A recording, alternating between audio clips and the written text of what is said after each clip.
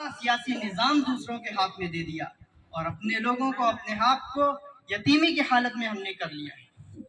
आज मुसलमानों की हैसियत इस मुल्क में उस यतीम बच्चे की सी है जो किसी सड़क के किनारे या किसी चौराहे पे खड़ा अपनी यतीमी की और बेचारगी की हालत में रो रहा हो, और उसके साथ, उसकी बेचारगी के साथ फोटो तो हर कोई खिंचाना चाहता है, लेकिन उसका सहारा कोई बनना नहीं चाहता। ये बात याद रखिए, हम अपने आप को कमजोर न समझें, हम अपने आप को मजबूर न समझें। आज इस मुल्क में कांग्रेस की जो हैसियत है वो हैसियत आपने बनाई है। समाजवादी को आपने खड़ा किया है, बसपा को आपने खड़ा किया है। आजम खान साहब की बात हमें याद आती है बार बार। उन्होंने कहा था कि याद रखो, माना कि तुम इस मुल्क में बादशाह नहीं बन सकते, लेकिन तुम्हारे बगैर भी कोई बादशाह नहीं बन सकता। हम इस बात को क्यों नहीं समझ रहे? हम इस चीज को, ये बात हमारे जहनों में क्यों नहीं आ रही है?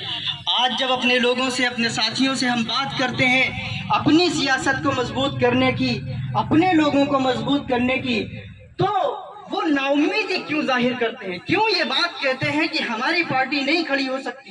क्यों वो ये समझते हैं कि हम मजबूत नहीं हो सकते? हमारी ताकत है, हमारी हैसियत है।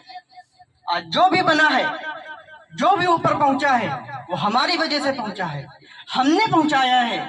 तो जब हम दूसरों को पहुंचा सकते हैं तो खुद क्यों नहीं पहुंच सकते? इस बात को समझने की जरूरत है। थोड़ा सा वक्त और लेंगे। एक चीज अक्सर हम लोग और हमारे लोग ये कहते हैं कि हम कम हैं तादाद में, हमारी तादाद कम है, हम अल्पसंख्यक हैं, हम कैसे मजबूत हो सकते हैं और अपनी पार्टी बना करके हमारा नुकसान होगा। आमतौर से ये बात कही जाती है कि अपनी पार्टी बनाकर हमारा नुकसान होगा। आप हालात देखिए और चीजों का और वाकयात का मुआयजना कीजिए, आपको बातें समझ में आएंगी।